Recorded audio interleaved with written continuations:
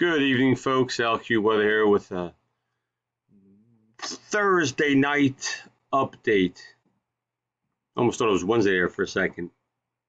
December the 3rd, 8:30 p.m. All right, model is in here, the GFS. Well, this is from 12Z. We'll take a look at 18Z, which just ran a couple hours ago. And if we look at this, here comes the rain, here comes the storm, cuts across the Delmarva. This would have been a perfect snowstorm track if there was cold air available. Look, it changes over to snow, right? Looks great, colder solution. Now we look at the latest run, the 18Z run. Let's bring it back. Okay, rain, this is Friday night. And then where's the snow? It stays more to the north of us into the Connecticut region. It's quite interesting that it shows the blue line of temperatures crashing, which is this 540 line, but the precipitation is basically pulled out of here at that time. All right, so we'll have to see. This will waffle back and forth, and we'll see what happens at the Z hour run. Excuse me, the 0Z runs tonight, which are around midnight. I will not be staying up for that. I'll just wake up in the morning and check it out and see what's what.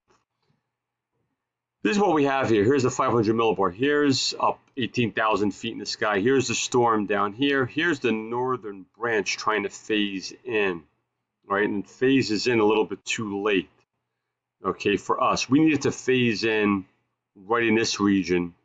But yet, you see this piece of energy up here? We would need this more over here to help kind of give it more of a northwest flow. And we need this high pressure over here to be stronger. All right, to bring in that northwest flow. This would give it a little bit more blocking as a 50-50 block up in this region, and it would slow the storm up and allow this HP maybe to build in, high pressure being HP, to build in and give us more of a northwest flow and get some cold air in here faster. Doesn't look like it's going to happen with this storm, folks, but you know what? It's going to set up the next one. This is pretty interesting. Expected snowfall by National Weather Service forecast. I don't understand this. They're putting 3 inches out and some areas here.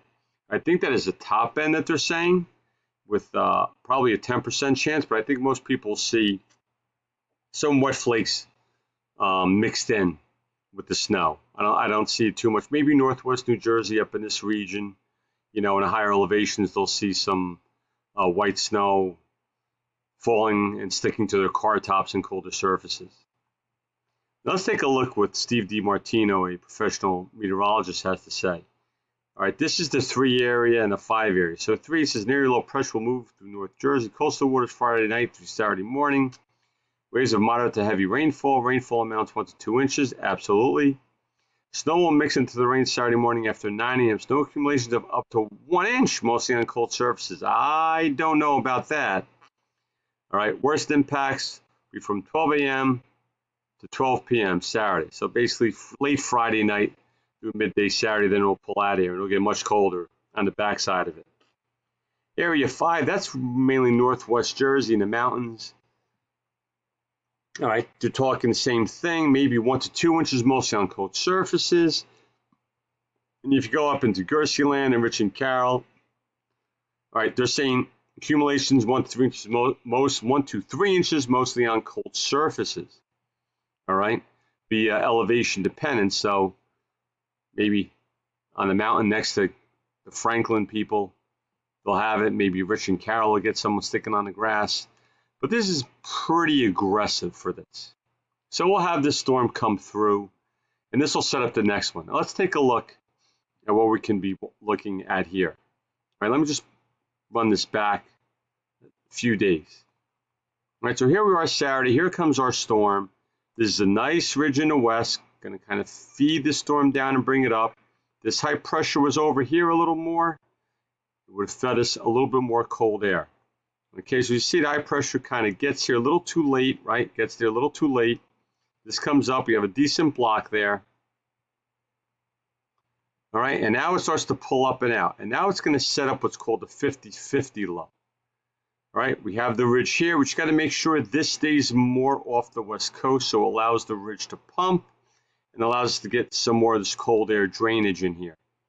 Okay, and it looks like it's going to be, because if you see where this high pressure is, the last one was more back over this way, need it more over towards the Ontario region, all right, the Great Lakes region. So it starts to roll down. Here it is, starting to roll over here. You're starting to get the storm building here. We've got this low pressure system up here in the 50-50 region, okay, which helps give us some confluence and also allows this to deepen along the coast. Now, will it come up the coast? Will it draw it up? That's a good question.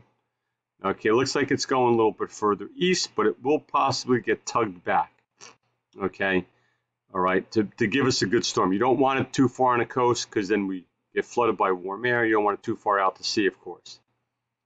So I have a decent little block building up here on the western shores of Hudson Bay, right, which is a good sign there.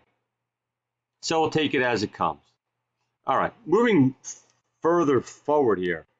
This is the polar vortex. This is at the 10 millibar levels all the way up into the atmosphere, the stratosphere, and we're starting to see, here's the polar vortex. We're starting to see a big elongation. You can see it right here, all right? And this is December 19th. So this means cold air will be bleeding down. Now you have basically a southeast ridge over here. You have this big, low pressure system in the atmosphere up here, we could say, the vortex, and it'll drain some colder air down. All right, so that's going to be interesting to see how this plays out. A lot of mixed signals going on. This is in the stratosphere, the zonal winds. We're starting to see, here's the blue one. You could see it. It was pretty high here, 45. Now it's dipping down into the 20 range. So this is for January. So we could see a sudden stratospheric warming in January, which will help with the polar vortex. Maybe not allow it to get too strong, right? But we have to see before then. You can see the other zonal winds are rising at different levels, okay? And this is starting to decline here as well. So you got some mixed signals here again for what's going to happen in our stratosphere, which helps with our weather. So here are earthquakes. So far in the month of December, folks, it's been very active. 1, 2, 3, 4, 5, 6, 7, 8, 9, 10, 11, 12, 13, 14, 15, 16 moderate earthquakes for this month alone. That's pretty impressive for this time of year. And we've had a couple VI3 volcanoes as well. All right. So it's all coming down to basically what we're seeing with the activity of our sun, and leads us into why a strong solar cycle 25 still spells disaster. Not trying to be an alarmist here, but trying to prepare you. All right, this is a great article. Talks about the overlapping magnetic activity cycles and the sunspot number, forecasting sunspot cycle 25's amplitude. All right, the green dot indicating the forecast of more than 75% of solar physicists. The purple dot, okay, is by a gentleman from the Oppenheimer Ranch project called Diamond. All right. If this plays out up here, he says we're fluxed. That means we're in big time trouble. Okay, our electrical grid system is going to go down and go down hard. All right. The magnetic field of the Earth has been waning rapidly since 1850, in line with the coming magnetic excursion reversal, or what's called a magnetic pole shift. That is happening. I'll put this link in the video under the description so you can see this. This video by Ben Davidson on suspicious observers is tremendous. All right. We're about to have the strongest solar cycle since 1840s, proposed by the new paper. Then the electrical grid worldwide is doomed to fail. The grid will be blessed by a powerful solar flare or flares while Earth shields are down. Flares on par with the Carrington event of 1859. Okay, all right. Quebec 1989 had a Carrington type of event. All right, where the entire province of Quebec and Canada suffered an electrical power blackout after a solar flare struck. All right, so this happened on March 10th, and it went through March 13th. Okay, and they lost power for some time. So this is a great site to come in and do some investigative work on such. Okay, here's something interesting. Who emits the most CO2? Sorry, Greta. China does. All right, Asia does. North America, that's Canada, Mexico, United States.